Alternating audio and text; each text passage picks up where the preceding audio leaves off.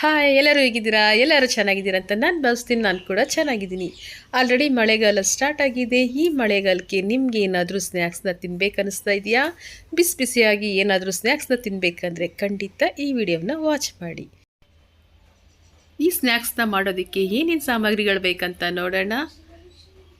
ಮೊದಲಿಗೆ ನಾನಿಲ್ಲಿ ಒಂದು 10-12 ಪೀಸಷ್ಟು ಬ್ರೆಡ್ ಸ್ಲೈಸ್ನ ತಗೊಂಡಿದ್ದೀನಿ. ಹಾಗೆ 1 ಸ್ಪೂನಷ್ಟು ಜೀರಿಗೆ ಪುಡಿ, ರುಚಿಗೆ ತಕ್ಕಷ್ಟು ಉಪ್ಪು,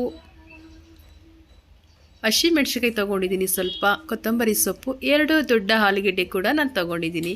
ಹಾಗೂ ಇದನ್ನು ಕರಿಯೋದಕ್ಕೆ ಎಣ್ಣೆ ಕೂಡ ತೊಗೊಂಡಿದ್ದೀನಿ. ಇದನ್ನು ಇವಾಗ ಯಾವ ರೀತಿ ಮಾಡೋದು ನೋಡೋಣ. ಮೊದಲಿಗೆ ಆಲೂಗೆಡ್ಡೆ ಎಲ್ಲ ತೊಳೆದ್ಬಿಟ್ಟು ಇದನ್ನು ನಾನು ಒಂದು ಕುಕ್ಕರಲ್ಲಿ ಇಟ್ಕೊಳ್ತಾ ಇದ್ದೀನಿ. 2 ವಿಸಿಲ್ ಬರೋಷ್ಟು ಇದನ್ನು ಬೇಯಿಸ್ಕೊಳ್ಬೇಕಾಗುತ್ತೆ.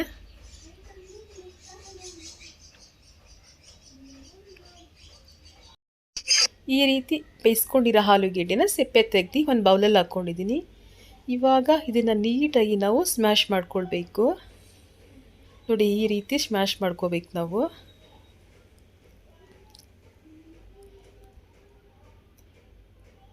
ಈಗ ಜೀರಿಗೆ ಪುಡಿನ ಹಾಕ್ಕೊಳ್ತಾ ಇದ್ದೀನಿ. ಹಾಗೂ ಹಸಿಮೆಣಸಿನಕಾಯಿ, ಕೊತ್ತಂಬರಿ ಸೊಪ್ಪು ಇದನ್ನು ಕೂಡ ಇದ್ರ ಜೊತೆಗೆ ಸೇರಿಸ್ಕೊಳ್ತಾ ಇದ್ದೀನಿ.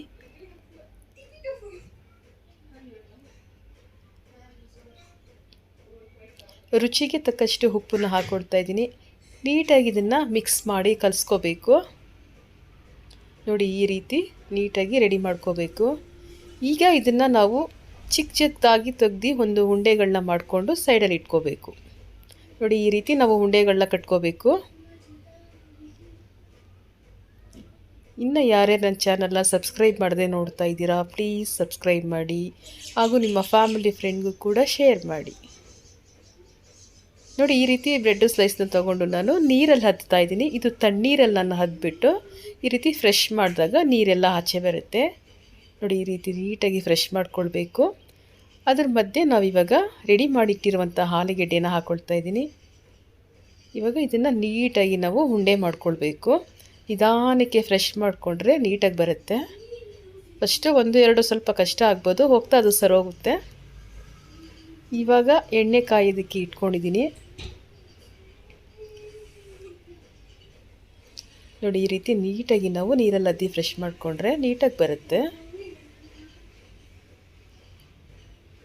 ನೋಡಿ, ಇವಾಗ ಈ ರೀತಿ ಮಾಡಿಕೊಂಡ್ರೆ ಚೆನ್ನಾಗಿ ಬರುತ್ತೆ. ಇವಾಗ ಎಣ್ಣೆ ಕಾದಿದೆ. ನಾವು ನಿಧಾನಕ್ಕೆ ಒಂದೊಂದು ಇವಾಗ ಎಣ್ಣೆಲಿ ಹಾಕ್ತಾಯಿದ್ದೀನಿ.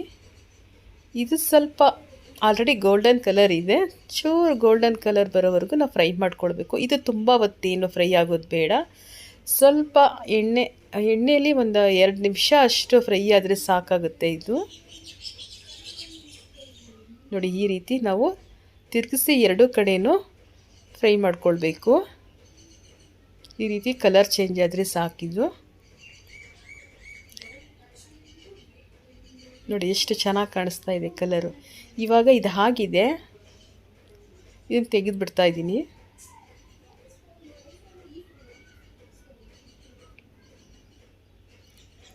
ಸೂಪರಾಗಿರುವಂಥ ಬ್ರೆಡ್ ಬೋಂಡ ರೆಡಿಯಾಗಿದೆ. ನಿಮ್ಮ ಮನೇಲಿ ನೀವು ಖಂಡಿತ ಟ್ರೈ ಮಾಡಿ. ಯಾಕಂದರೆ ನಿಮ್ಮ ಮಕ್ಕಳಿಗೂ ಸಿಕ್ಕಾಪಟ್ಟೆ ಇಷ್ಟ ಆಗ್ಬೋದು ಇದು. ಇನ್ನೂ ನನ್ನ ಚಾನಲ್ನ ಸಬ್ಸ್ಕ್ರೈಬ್ ಮಾಡದೇ ಇದ್ದೀರಿ, ಪ್ಲೀಸ್ ಸಬ್ಸ್ಕ್ರೈಬ್ ಮಾಡಿ. ಹಾಗೂ ನಿಮ್ಮ ಫ್ರೆಂಡ್ಗೆ ಶೇರ್ ಮಾಡಿ, ನನಗೆ ಸಪೋರ್ಟ್ ಮಾಡಿ, ಲೈಕ್ ಮಾಡಿ. ಟೇಕ್ ಕೇರ್, ಬಾಯ್.